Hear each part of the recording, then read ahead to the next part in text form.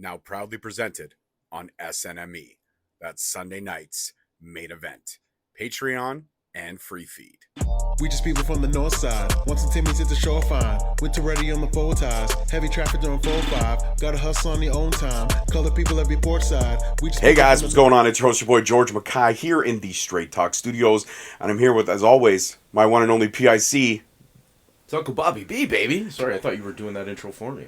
I was, but then I thought, we're both not running full steam today. This is exhaustion, but we're still grinding it out because we have to get, this was a pretty good pay-per-view, and we had to run something on it. Yeah, absolutely. So if you're not sure what we're talking about, we're talking about War Chamber Part 2. That's right, War Chamber 2. It happened yesterday, 420. Shout out to all my 420 faithfuls. You know who you are out there in the world. Yeah. Bobby B is one of them. Since I quit smoking now 4 months, I have now switched to straight up the drinks and the edibles, but I'm still getting my 420 on.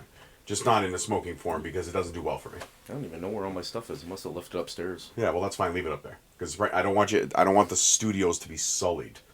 Sullied. Sullied. I don't want the studios to be sullied, okay? So let's talk. Now I'm sullying your studio. No! Don't do it. Anyways, continue. You fucking shoot. Continue speaking. All right.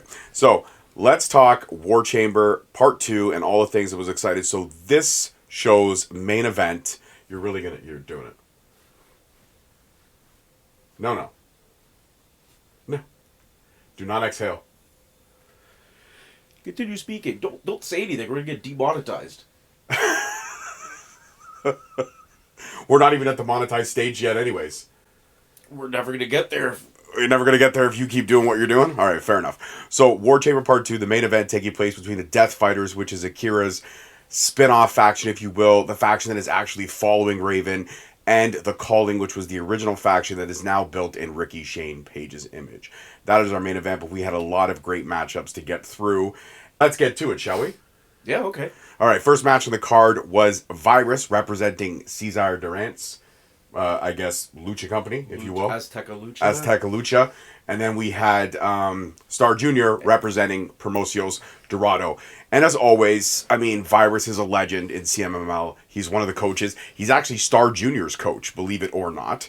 And these two had a barn burner of a match, as always. Whenever MLW or any promotion in general kicks off wrestling with luchas, it's a good time. And these two delivered on every aspect. And I gotta say, Virus, for somebody who's in the twilight of his career, still could go more than most young wrestlers now, to be honest with you. And yeah, now that I've done some training, so I recognize certain things like roles and other things, and just to see how clean, like even at that age, you lose some agility, but you don't lose that technique, and just super clean, and all the spots looked great.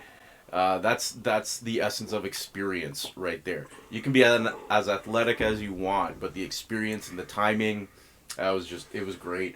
So, lucha match that I always enjoy, and this was no exception. Absolutely, and unfortunately it did not go CD's way, as we build towards Chicago now, where it will pretty much be Promocios Dorado versus Azteca Lucha. Star Jr. gets a huge victory and that keeps the momentum going in Promocios Dorado's favor as they kick off the show. And Star Jr., man, I gotta say, this kid's got a bright future. Every time I see him, he's impeccable. He's already a staple in CMLL, but now that we're getting to see more of this working relationship with CMLL becoming the forefront with MLW, I'm absolutely enjoying what I'm seeing. It's like last year when we had that taste of Dragon Gate, and everything Dragon Gate could bring in and All Japan could bring in is very, very exciting, and also working with New Japan as well sometimes. But now we're seeing the CMLL relationship paying off dividends, and I'm enjoying every ounce of it. Now we're going to be highlighting it in this Lucha versus Lucha promotional show that we got coming in Chicago. Yeah. I mean, how genius is it of MLW to be building this story for as long as they've been building it, and now we get the payoff. Because everything we're fighting for is for that key. That key that was handed to Dummy EXO that now has a working relationship with CD. And Salina could hold the ultimate power, or CD could continue to hold the ultimate power in Lucha, which we still don't know what this ultimate power is. Obviously, it's got to be a pro wrestler, but who? Well, wasn't it, didn't we do this before? Didn't they have the key before? Who was his Wasn't it like his son or his brother or something? No, the key was Jeff Cobb. Oh, yeah. So, are we going to see that again? Jeff Cobb again? That's what I'm thinking. Well, yeah, I don't know if it's going to be Jeff Cobb again, but it's definitely going to be a wrestler of some kind. Jeff Cobb paid dividends for CD the first time around. Like, if they didn't already have him working, you know what would have been great is if it was Bad Dude Tito. Because he could have came in and laid waste to everybody, but it's a little late for that now because he's already been. Well, he's got a main event title match tonight. That's what I'm saying. So I mean, yeah, Bad Dude Tito. But I mean, again, Bad Dude Tito. If they brought him in, and at that time, if he was the Ultimate Power, all I'm saying is it's very reminiscent of Jeff Cobb. They just replaced one big beefy wrestler with another big beefy wrestler. Yeah, and. Well, I mean, it's the same payout. I want a different payoff, is what I'm saying. That's all I'm saying. What do you want them to bring out? Microman as the Ultimate Power? No, I didn't say Microman. Why are you going so left field with it? What I'm saying is I'd like to see somebody maybe we haven't seen before. Okay. Well, that's what I'm saying. If we hadn't already seen Bad Dude Tito, he would have been somebody we had not seen in MLW before. But then I think the opinion or the mystique would have been lost because they're like, oh, they probably couldn't get Jeff Cobb, so they brought this dude in. And anybody who doesn't know Bad Dude Tito would automatically make that statement. That's all I'm saying. All right. Fine. You don't have to agree with me, but it is what it is. Next match on the card was for the tag team titles. WTF making a promotion. I see you. WTF making a promotion. Making a promo, sorry. And Davey Boy Smith Jr. Making a promotion. Yes, very much promotion. So making a promo and just shitting all over Alex Kane. Shitting all over everything that happened at the previous War Chamber with AJ Francis getting the win via the low blow, the distraction from St. Laurent, and now focusing on the fact that Alex Kane is to put it in Tom Lawlor's words, fraudulent champion. A champion that should have never been a champion, and to insult the head of Bomaye, disrespectful. But regardless, the mind games continue, and as Bomaye Fight Club, Mr. Thomas and Alex Kane get ready to fight for these tag titles, WTF comes out, gold in tow, MSL in tow, and joining him on commentary, the arch nemesis, the current arch nemesis of Alex Kane, AJ Francis. And this was genius because Kane was distracted pretty much the entire match. He hit some big maneuvers. Thomas and him worked well. That move where Thomas came barreling out of the corner and Kane just frog splashed him over himself. Awesome. And then Thomas, not only that, but the over-the-top dive to land 360 and land on his feet, running full steam all the way. Like Thomas, every time I continue to see this guy and what he could do in the ring, much like Alex Kane, he continues to impress. Just when you think you've seen it all from these guys, they pull out a different maneuver from their repertoire. And it sucks for me to say this after saying all that amazing stuff. They did not secure the win. AJ Francis distracting Alex Kane again, talking schmack on commentary, basically making it a 2-on-1. Lawlor gets the belt. They hit Thomas with the belt, knock him out cold. And again, Thomas is left to his own devices because AJ Francis, in this moment, got the best of Kane again. Yeah, and it's not boding well for the king of the Bomaye Fight Club right now. Like, man, it's rough to watch because we all know what's coming, and Alex Kane has got the perseverance to get through it, but AJ Francis is really, really going after him. It's, on every side note. I mean, even attack the man's mohawk. You're going to have a mohawk in 2024? Why are you going after the mohawk? Alex Kane pulls the mohawk off better than most people. 100%. Yeah, don't hate that. You're wearing like dollar bill leggings. Like, don't hate on the man for having a mohawk. Fair enough. I could say the same thing about don't hate on the man with dollar leggings, but I agree with you on the outfit. That's what I'm saying. Don't hate. There's nobody was hating on his dollar leggings. Don't hate on the man's mohawk. Well, I think we both agreed that there was just a lot going on for his. Well, his gear is very loud, but it kind of he's loud, so it kind of fits him. Yeah, I mean? The gear has to reflect the person. I 100% see what you're saying. He's loud and out there, so it matches him. Even if it is like a visual assault, it fits. It definitely is a visual assault. That gear really does give you a pounding headache. Everything gives me a pounding headache these days, bro. That's just old age. Yeah. Anyways, so unfortunately, but we do know that Chicago, we are going to get Alex Kane and AJ Francis too in combat. That's all Francis said. It's going to be Total Combat. I'm not sure exactly what this means. Are we going to get like a Mortal Kombat type feel? Are they going to again remove the ropes? Like, I'm not sure.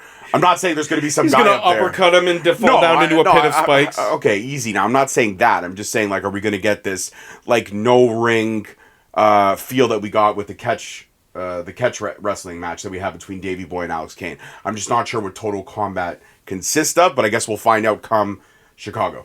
Yeah, I mean, AJ's more of a brawler kind of striker, but Alex, I mean, that would fit him. I mean, to me, that's an advantage to Alex if you do some sort of no-ring combat situation, personally, but hey, we'll see what happens. 100%. And next match on the card, we got returning to the MLW locker room, Bud Heavy. Bud Heavy making his return, looking good, looking solid, got rid of the blonde mullet, I guess you will, and just decided to go with a more shaved look, looking solid. Still drinking, still partying, still having a good time.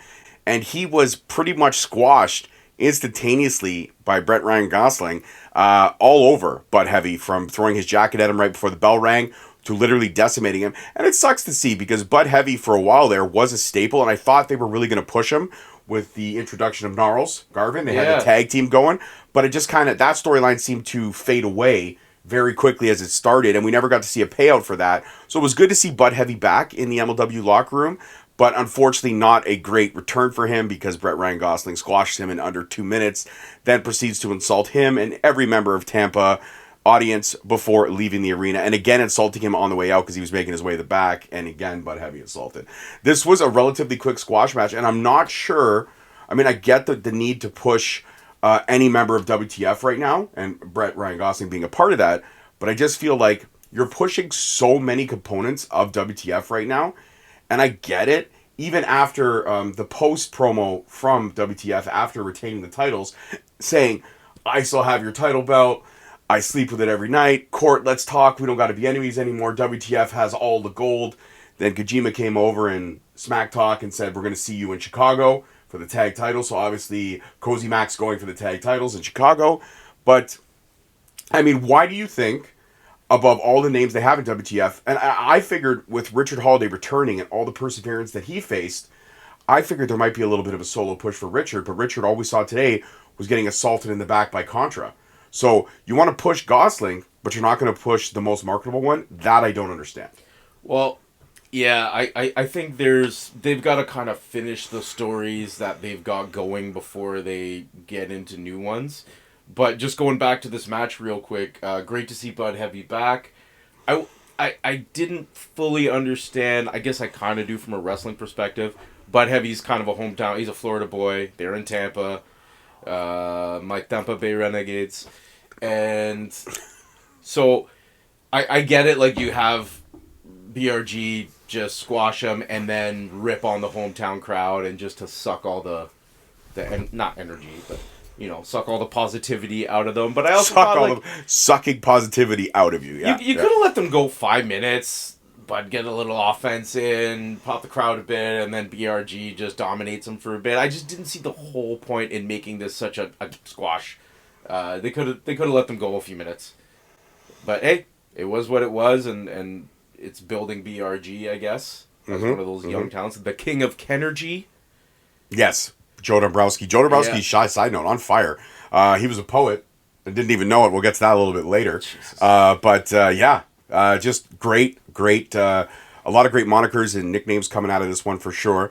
And next match on the card, we actually had to fill time, believe it or not. So as the next couple of matches we're preparing, we had to show a match that was filmed earlier in the day, which was featherweight action. It was Zayda versus Sofia Castillo, I believe her name was. Castillo. Sofia Castillo, 7-year pro, trained from WXW, trained by one half of the Samoan Warriors, Alpha. And, she's made a staple for herself in Puerto Rico. She's cut herself a good little situation out there. Apparently, she was a 1 or 2 time Puerto Rican women's champion. So definitely a big deal over there. Trying to make waves in America right now, and MLW being a definite springboard for a lot of great talent here. Smart decision on her to take the booking. The match was decent.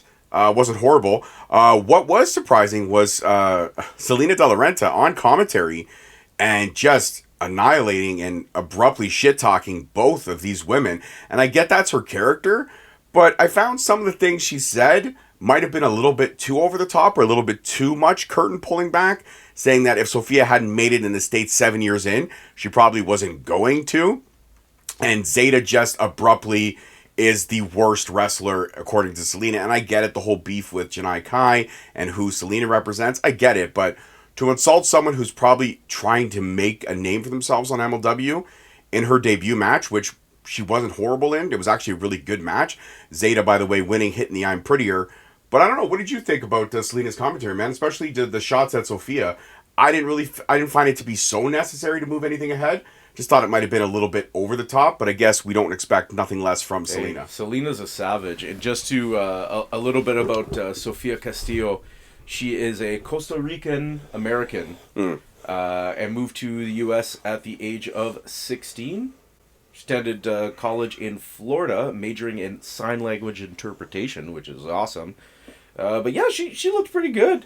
And I mean, I like seeing new faces in there, getting some people some exposure, and she was also absolutely. She was a bit of a punching bag for Salina. But like you said, you wanted to see from Bud Heavy, she actually did get some offense which I like. She did. Right? She did. And you know, Zayda again, much like BRG, she's some of that young talent that MLW. Like Zayda's only 20, 21 years old, I think. So she, you know, they're investing 22 at most for sure. Yeah. Yeah.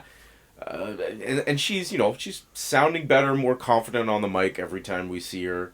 So good for her. But yeah, I just thought the match was all right. And Salina was a bit of a savage, but that's Salina, man. No, I'm not. I clearly did say it's not what we've come to expect this from her. She is a bit of a savage. I just feel there's a way to be a savage and still not shit all over someone. That's my whole point, because no, there isn't. That's what being a savage is. You're a savage. I disagree. I don't tell somebody they're a savage when they like give somebody constructive criticism. I call them a savage when they like destroy that person verbally. But we've seen people get destroyed verbally, and it works out to be, I don't know. I just found you can be a classy savage, I guess, but I just found the shot of her saying if she hadn't made it in 7 years, she's probably not going to. Probably not. But don't take away from the fact that this young lady has carved herself out a decent following and representation in Puerto Rico. That's all I'm saying. Sure. Respect the international side of her. Savage. Dickhead. All right, next match we're going to go to is Matt Riddle. No, dickhead. Matt Riddle versus Timothy Thatcher. We've seen this a bunch of times. We've seen this in MLW before. We never really got to pay off first time around. We saw it also in WWE when they were both coming up through NXT. They had the pit fight match, which was the final match of their series, if you will. But this match was so good.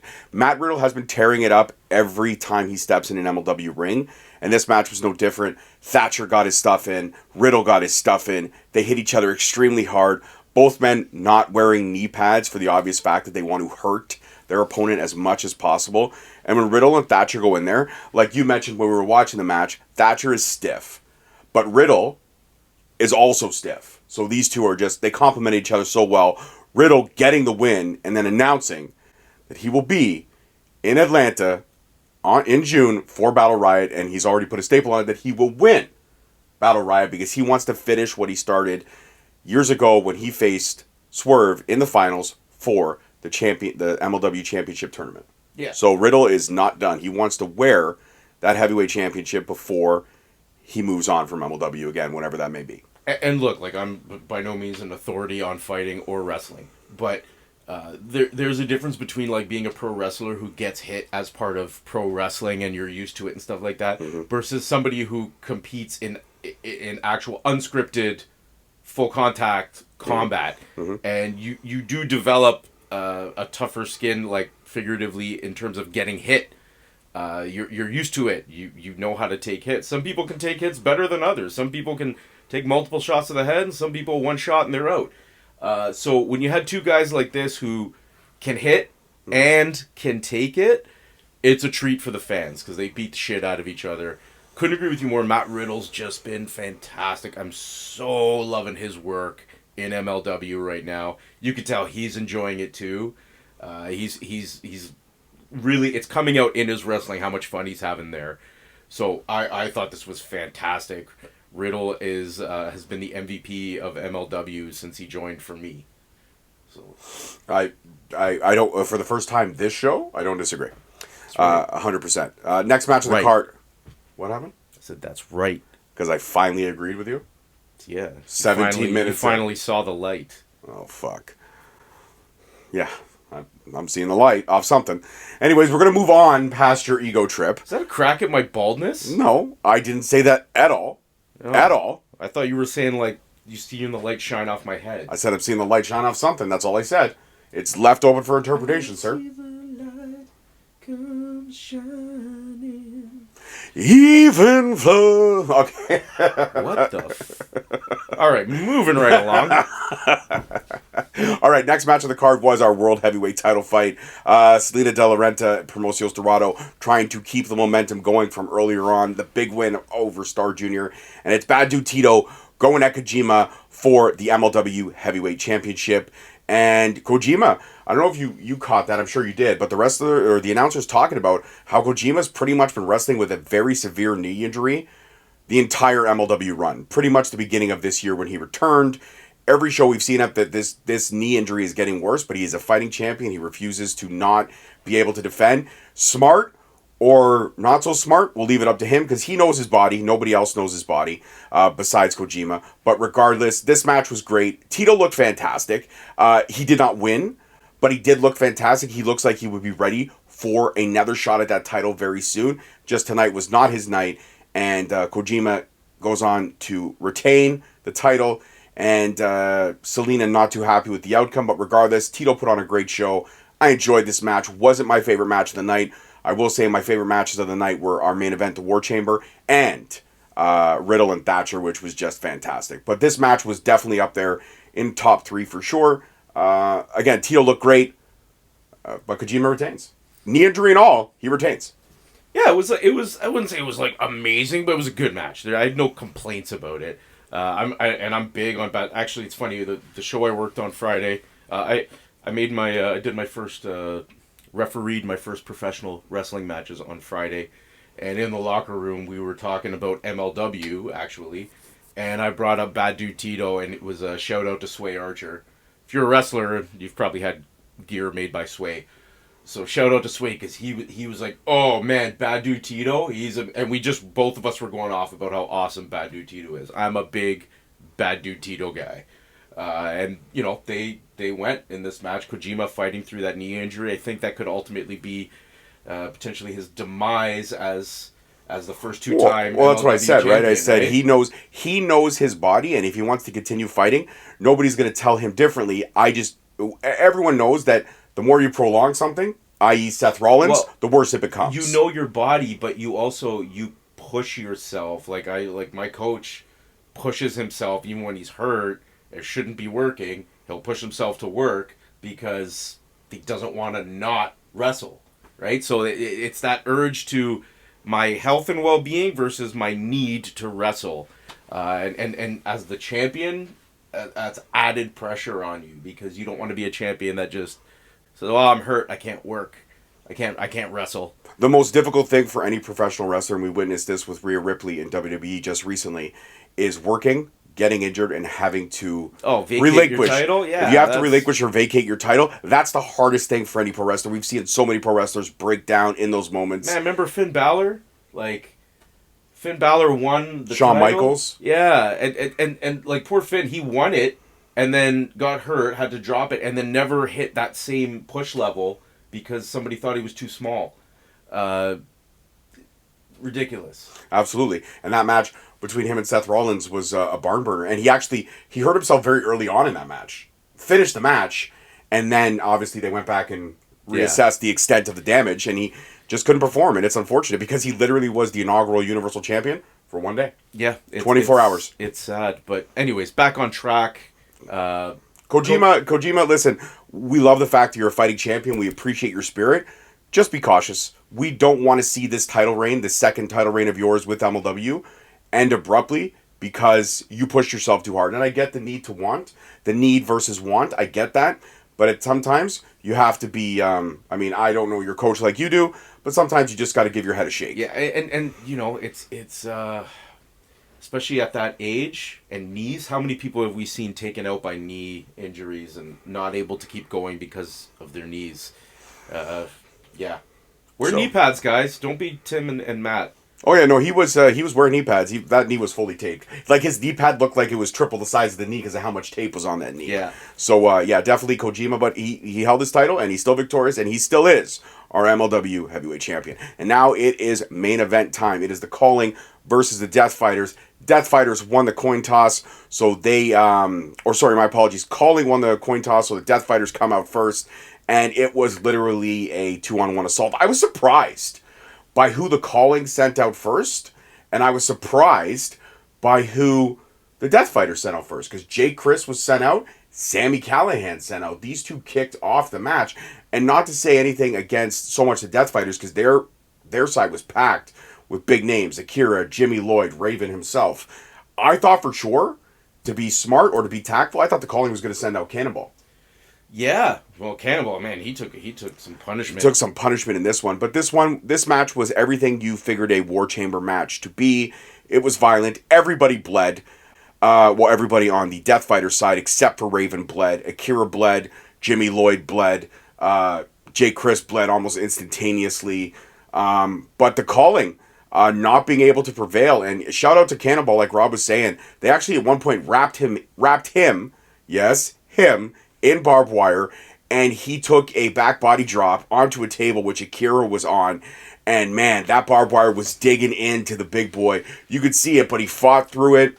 What was the doctor's name? Cornwallis. He had some great moments. At one point, actually biting the cheek of Raven. So, do you know how close I was to saying Dr. Cornholio just by reflex? Reflex alone. I saw it. You were fighting it, and you did a good job. I was like, Dr. Cornwallis. But Holio was right on the tip of my tongue. But great match, great spots. Jimmy Lloyd taking some huge bumps when they set that door up between rings, and Jimmy Lloyd was suplexed through it by Callihan and by Ricky Shane Page. But AKIRA finally getting justice and doing what Ricky Shane Page did to him only a few weeks ago at War Chamber 1.